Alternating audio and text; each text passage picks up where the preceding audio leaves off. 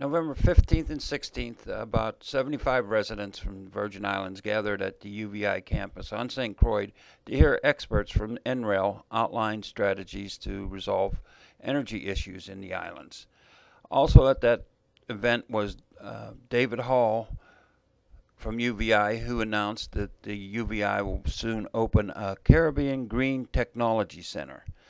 The second speaker on this video is Amina Salim of the Energy Office, who talks about her ideas to energize people and make them become energy efficient.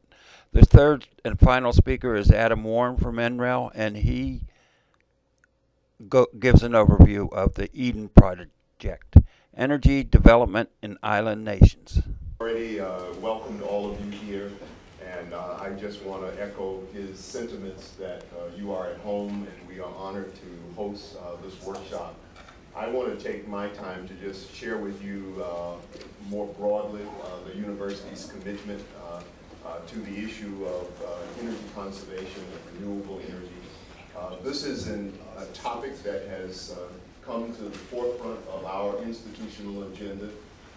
We are very much committed to not only partnering with EDIN and trying to work through the governmental initiatives that are already on the table, but we believe that the role of the university is to also be a leader in the type of research, collaboration, and teaching that needs to occur in this particular area.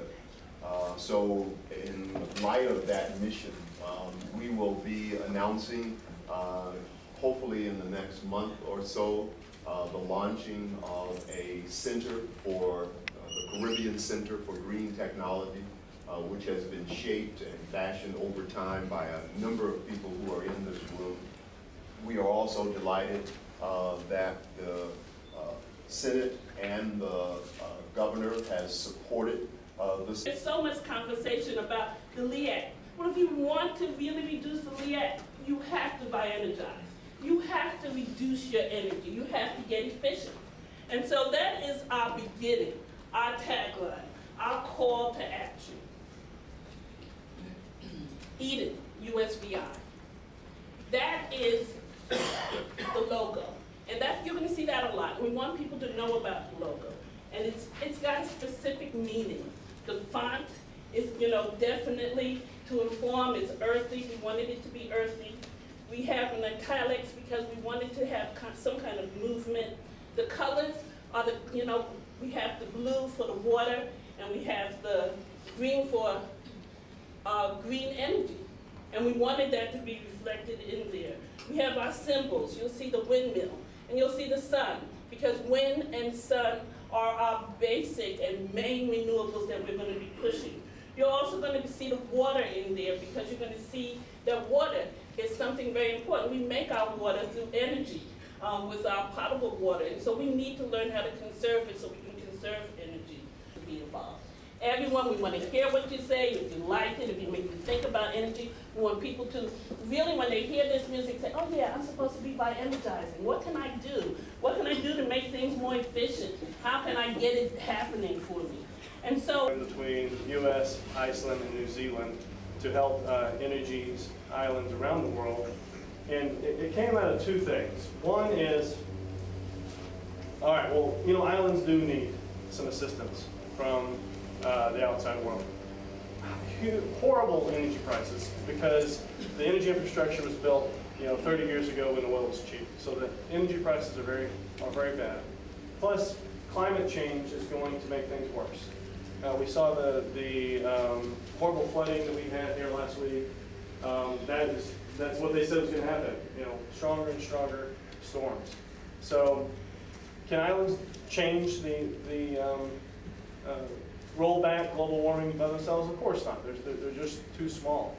But what they can do, and that's the second point, is what they can teach everyone else.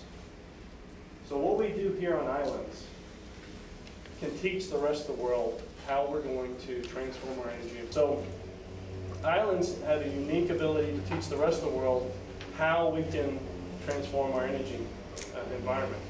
And the reason they have that is because islands are smaller. So when we get to high penetrations of renewable energy, and we'll talk about that throughout these 2 days, it becomes very difficult to do. We don't really have to go to 50 and 60% renewable energy yet, but islands can teach us that much more quickly, and I think islands will get there before the rest of the world gets there. So a bit about who NREL is. The U.S. Department of Energy has a number of national laboratories around the nation. They do a number of things, not all of them energy efficiency, renewable energy, that's for sure. Some of them make those bombs as well. Or take them apart now. So what we are, we're here in beautiful Golden, Colorado. A few of you got to visit us last year and got snowed on. I thought people were turning green when it started snowing outside.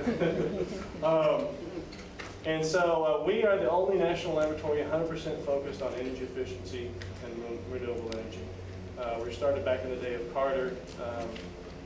Anaji was there back in the day as an intern. And so our mission is to deploy energy efficiency and renewable energy technologies at scale and help transform the U.S.'s energy economy. So a bit of our role here in the U.S. Virgin Islands. Well, first of all, we're an honest broker of information. We have nothing to sell. So you can come to us, ask us questions about energy efficiency and renewable energy, and we're going to tell you kind of where the state of the art is. Again, we're also a point of reference. So Rebecca mentioned some studies. We have tons of studies on anything you can think of about energy efficiency and renewable energy. So come to us and we can help you with that. And then what we're really doing in support of Hugo and Bevan here is doing analysis, so a policy analysis. What's the effect? So that 7075 was passed. What's the effect of 7075? What technologies work here on the islands? What technologies don't work here on the islands? And then finance. This is very important. This is the whole point I'll talk about Shakti. All right, it's one thing saying it's technically possible. It's another thing saying a bank's going to give you some money to go do it. So we can talk about how you actually get these things financed. And then we've developed over the last few years an expertise on islands because of the reasons I just mentioned. And so we can also be a clearinghouse for, you know, Hugo's doing this great thing on the Virgin Islands. Maybe we should tell Saipan about that. Maybe we should talk to Hawaii about that, and vice versa.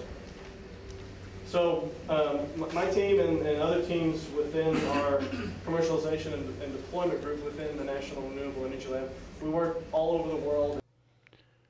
Director Bevan R. Smith of the Energy Office spoke about grant and rebate programs that have already given VI residents a good start of reaching the goal set by Governor John DeYoung in the EDIN program. The goal is for the Virgin Islanders to reduce by 60% their consumption of fossil fuel before the year 2025. Dan Ollis of NREL reported in for the Renewable Energy Working Group and talked about the possibilities and potential of solar and wind in the Virgin Islands.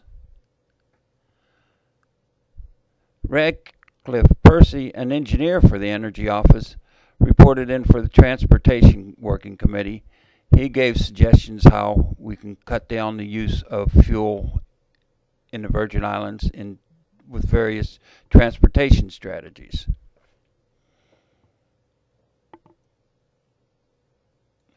Gerald Groner, a member of the Water and Power Authority Governing Board, addressed issues related to the utility.